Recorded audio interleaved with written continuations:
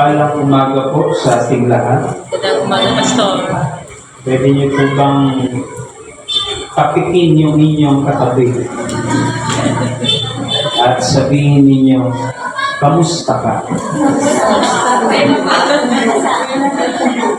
Tignan mo maigi yung kanilang mukha. Mukha bang balisa? Mukha bang walang kadit sa February 40? Yes. O masaya? Masaya. Mukhang nakakain ng almusal. Hindi namumutla. Kamusta yun sila? Kamusta ka? Kamusta? Mga kapatid, siguro ating isipin yung tanong na yun. Kamusta ka? Tanungin natin ang ating sarili, kamusta ba ako ngayon? Madalas, pag meron tayong nakakapatian, tinatanong tayo, kamusta ka? Parang casual lang. At ang sagot natin, okay lang. Buhay pa naman. Pero kamusta ba talaga tayo?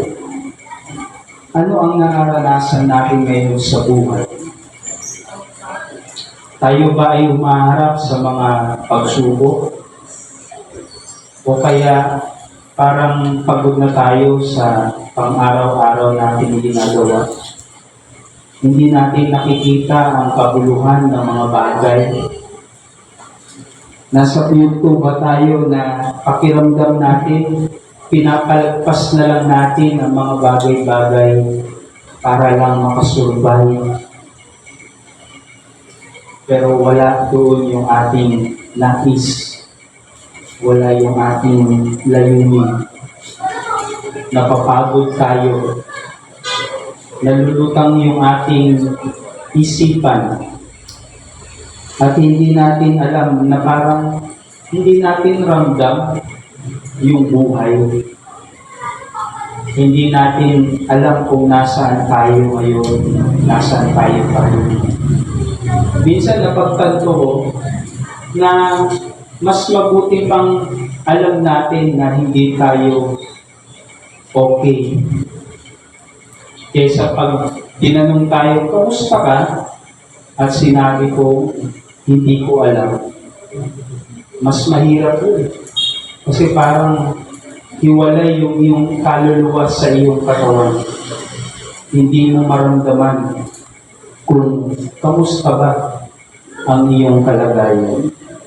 Maraming tao sa panahon ngayon ang nanlulupay-pay.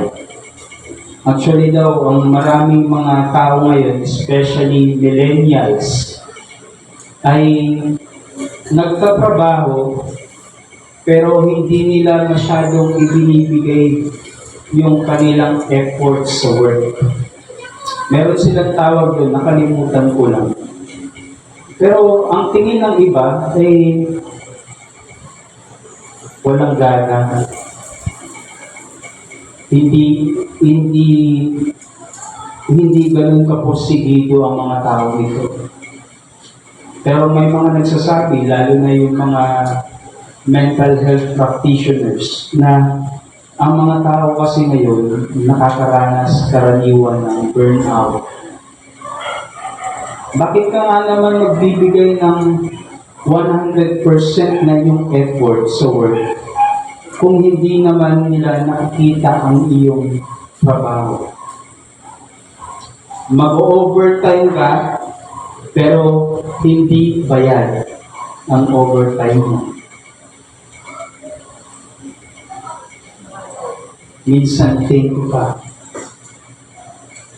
E-effortan mo yung mga pinapagawa sa ng boss mo, pero pagdating sa kanya, parang baliwala lang. At ang credit sa kanya, hindi sa iyo. Maraming tao ang nabe-burnout sa work. Maraming tao ang nabe-burnout sa buhay. Alam niyo kadalasan ng sintomas ng burnout? Aside sa walang gana, feeling nila, ginagawa na lang nila yung bagay para lang makaraos. Hindi para makakamit nung nais na talaga nilang makamit. Maraming bata sa ngayon na-burn out sa school. Hindi ko alam kung bakit yung mga kabataan ngayon napaka-grade conscious. Nung panahon namin, makakuha lang ako ng 75, okay na. Kasi ibig sabihin nun, pasado pa rin. Pero ngayon, 98, 99, hindi pa rin sila kontento. Ulang pa ng 1 point para 100. Napaburnout sila, napapressure. Mga magulang, kamusta ang inyong mga anak? Makulit. Kinakamusta niyo ba? Alam niyo, madalas ang observation ko, mga magulang ang nagpe-pressure sa kanilang mga anak. Gusto nilang makatapos ng pag-aaral. Pero hindi lang makatapos, gusto nila with high honors. Kahit naman nung bata sila, hindi naman sila nakapag-high honors.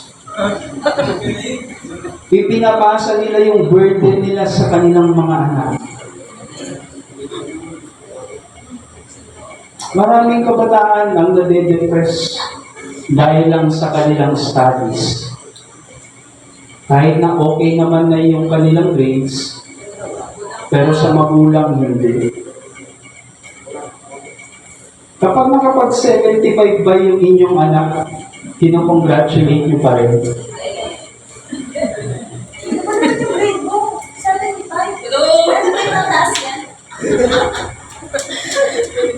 Bakit hindi?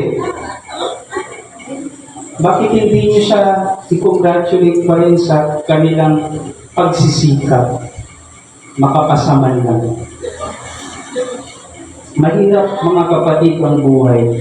Pero kung i-burden pa natin ang ating mga kasama sa bahay, mas dumodoble ang hirap. Sabi ko nga sa inyo, marami tao ang nakakaranas ng burnout ngayon. Ayon sa pag-aaral, sino mga Gen Z dito? Alam niyo ba ang generation ninyo? Yung Gen Z ngayon, yung mga kabataan, tawag sa kanila Gen Z. Alam niyo ba sa pag-aaral, 84% ng Gen Z ay nakakaranas ng burnout. 74% ng millennials yung mga kabatch ko yan, generation ko.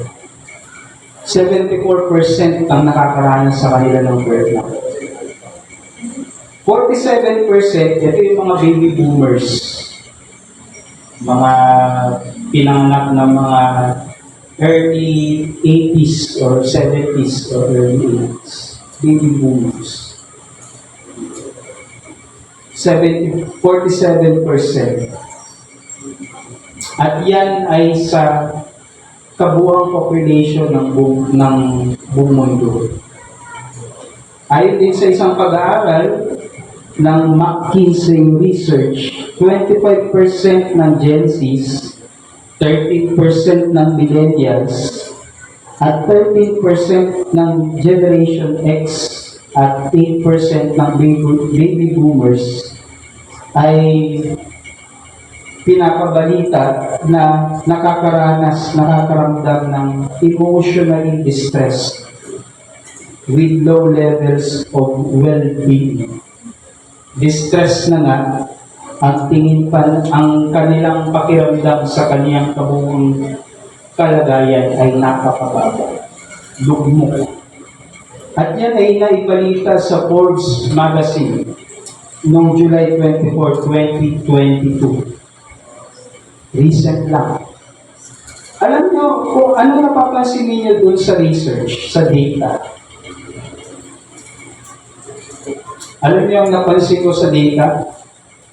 Ang pinakamalaking population na nakakaranas ng stress, ng burnout, ay yung ating Gen Z. Bakit kaya ganun? Kulang sa pananampalataya? O dahil nasa harapan nila ngayon yung napakahirap na kalagayan ng ating buhay? Siguro yung mga baby boomers, mga nasa edad 50 taas, nasa yugto na sila ng buhay na marami na silang natutunan at karanasan.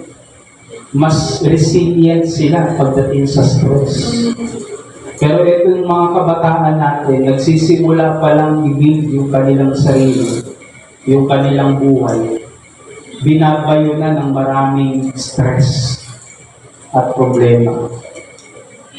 Imagine niyo yung baby nakakapanganak pa lamang at makakaranas siya ng very stressful environment. Anong klaseng buhay ang o pagkatao ang magkakaroon siya paglaki? Baka hindi siya lumaki dahil sa stress.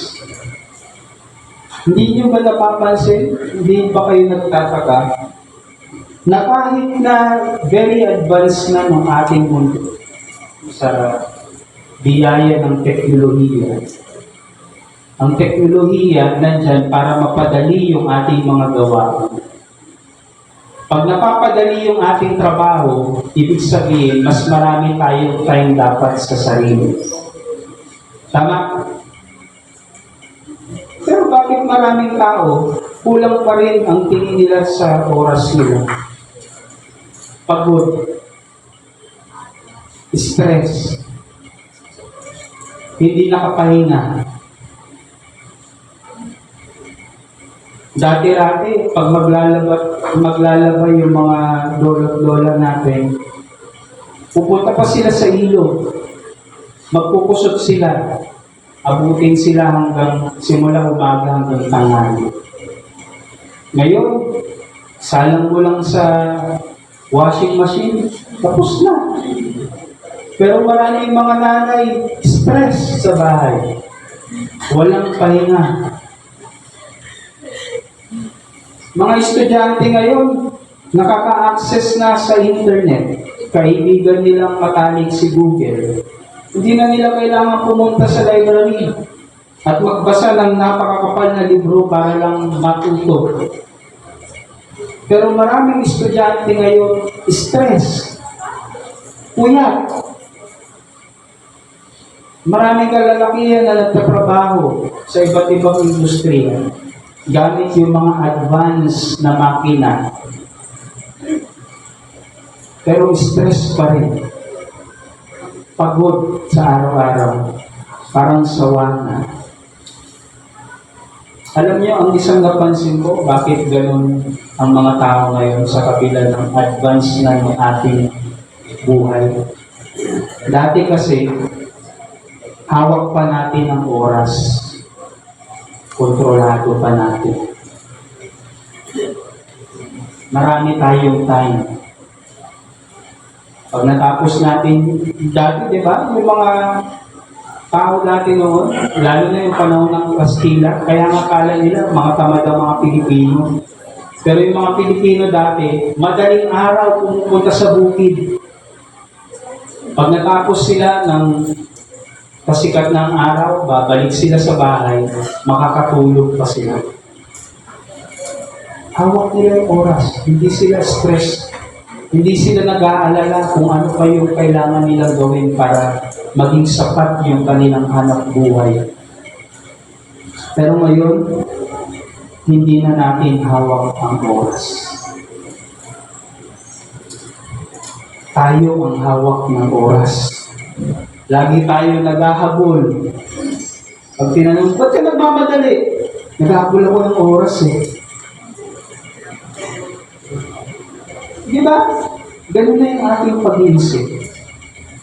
Hindi na natin kayang mapagkasya minsan yung mga dami ng kailangan nating gawin sa loob ng isang araw. Kaya nga minsan nung nagkaroon ng gawain kami ng CYF dito, yung overnight fellowship. Pinagawa ko sila ng pie chart yung 24 hours nila. Alam mo, may gumawa ng sobra sa 24 hours. Sabi ko, paano nangyari yun? Hindi ka natutulog? Wala pang sleep doon. Pagpapakita yun mga kapatid, na dati, hawak natin yung oras. Ngayon, tayo ang hawak ng oras. Tayo ang naghahabol sa oras. Dati, nais natin na gawin natin yung mga gusto nating makamit. Pero ngayon, nabubuhay karamihan ng tao sa expectation ng iba. Ginagawa nila yung gusto ng iba para sa kanila. Kaya pag gano'n ang buhay, stress talaga. Pagod talaga. Dati, magtrabaho ka, 8 hours a day, sapat ang kikitain mo. Pero ngayon, nakapag-overtime ka na, hindi pa sapat, kaya magsa-sideline ka pa. Ang hirap mabuhay sa panahon nito. Hindi natin kayang kontrolin na ang buhay natin. At tilang yung oras ang siyang nagpokontrol na sa atin. Alam mo, yung ganitong klaseng pakiramdam na burnout, na parang sabog ka na, lutang na ang isip mo at parang wala ka ng sa wisyo dahil sa dami ng bagay na iyong kailangan kaharapin sa araw-araw, ay nararanasan ng maraming tao. At naranasan na ng marami pang tao ng mga nakalipas. Ganito din yung naranasan ng mga Israelita noong panahon na sila ay nasa Babylonian exile. Imagine mo, nasa ibang lugar sila at pinipilit silang sumamba doon sa mga Diyos-Diyosang sinasamba ng mga Babylonians. Yung kanilang kultura, yung kanilang tradisyon, yung kanilang paniniwala sa iisang Diyos ay sinira ng bayang sumakop sa kanila. Stress ang mga tao. Hindi nila alam kung may pag-asa pa ba sila na makabalik. Yun yung mababasa natin sa mga sulat ni Isaias. At yung ating batayang teksto ngayong umaga sa Isaiah 40:21-31 ay naglalaman ng mensaheng nagbibigay pag-asa sa mga taong ito na nakakaranas ng pagkalugmok sa kanilang buhay. Pero napakagandang maging pakinggan ang mensahe ng Diyos sa kanila bilang pangako sa mga taong nanghihina at nangululupay-pay. Sabi sa verse 28-31, hindi ba ninyo nalalaman, di ba ninyo naririnig, na itong si Yahweh ang walang hanggang Diyos, ang siyang lumikha ng buong daigdig, hindi siya napapagod, sa isipan niya ay walang makakaunawa. Ang mahihina at mga napapagod ay kanyang pinalalakas. Kahit na ang mga kabataan ay napapagod at nanlulupay-pay, ngunit muling lumalakas at sumisigla ang nagtitiwala kay Yahweh. Lilipad silang tulad ng mga agila. Sila'y tatakbo ngunit hindi napapagod.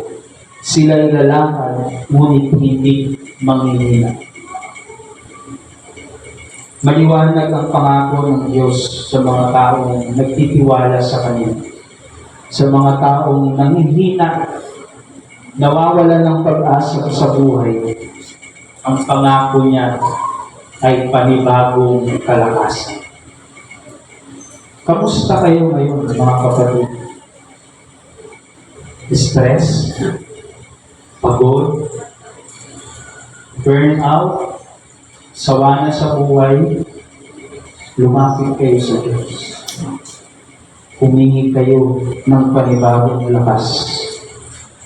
Alam niyo, ang pinakamagandang regalo sa atin ng teknolohiya ay ang rechargeable batteries. Ito ang unang naimbento ng French physicist na si Gaston Plante. Kaya sa tuwing tayo ay nalulubat o na-empty bat, tulad ng yung ating mga cellphone, pwede nating i-recharge. Ang hirap pag yung battery ng cellphone mo ay hindi rechargeable. Palit ka ng palit lagi ng battery. Pero dahil rechargeable siya, pwede mong gamitin ng paulit-ulit at i-charge. Tulad ng mga baterya, mga kapatid, tayo din ay nakakaranas ng pagkaloba o ma-empty ba. Bumibigay din yung ating katawan. May limitasyon ng ating mga katawan. Pero tulad ng mga rechargeable batteries, kailangan nating ma-recharge. At pwede tayong ma-recharge. Hindi tayo disposable. At yun ang magandang bagay na ibinigay sa atin ng Diyos sa ating pagkatao. Hindi tayo disposable. Pwede tayong gamitin ulit. Pwede tayong ma-recharge. Pero, tandaan natin, may lifespan. Aabot tayo sa hangganan ng ating buhay. Kaya, isipin natin maigi. Gamitin natin ng wasto yung ating buhay. Kung masyado tayo magpapatakbo, magpapadala sa mabilis na takbo ng at ikot ng mundo, talagang mai-stress tayo. Sabi nga nila, ang buhay daw ay marathon. Hindi siya karera. Marathon. Patibayan. Sa marathon, hindi mo kailangan mag-sprint agad. Pag tumakbo ka agad ng mabilis, mapapagod ka agad sa kalagitnaan. Baka mawala ka sa kalagitnaan, paypay ka na. Gawin na yung dila mo. Sa marathon, ang importante, makuha mo yung iyong pacing. At masigurado mo, makakatapos ka.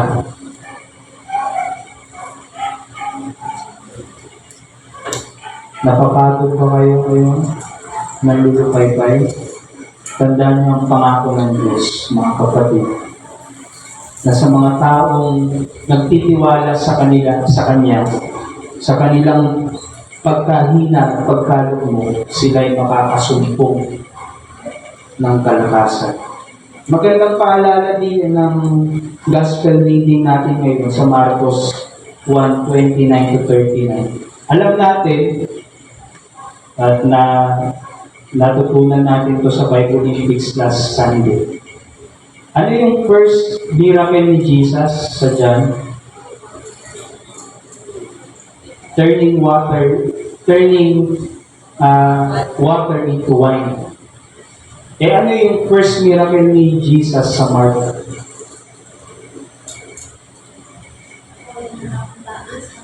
Siyempre, magkaiba yun. Iba ang sulat ni John, iba ang sulat ni Mark. Pero hindi nyo alam kasi hindi nyo nababasa. Ini-skip nyo siguro pag nagbabasa kayo ng Bible. Alam niyo, ang first miracle ni Jesus, nagpagaling ng may sakit. Biyenan ni Simon Pedro. Nagpalayas ng mga masasamang espiritu. That's the first miracle of Jesus in Mark. At anong sinasabi nito sa atin, mga kapatid? Sa panahon na tayo ay nandulupay-pay, lugmok, nakakaranas ng sakit, nandyan ang Panginoon para magpagaling at ibalik ang ating maayos na kondisyon. Tulad ng mga batteries, nalulubat tayo. Nawawala ng charge. Pero hindi tayo battery lang. Rechargeable batteries tayo. Nilikha tayo ng Diyos na hindi disposable. Pwede tayong ma-recharge. Pero hindi sa lahat, alam dapat natin kung saan tayo makakakuha ng charge. Saan tayo makakakuha ng power? Sa Diyos. Sa tuwing tayo nanghina, makaranas tayo ng kalakasan nawa sa Diyos. At sa bawat isa sa atin, bilang presensya ng Diyos dito sa mundo. Amen.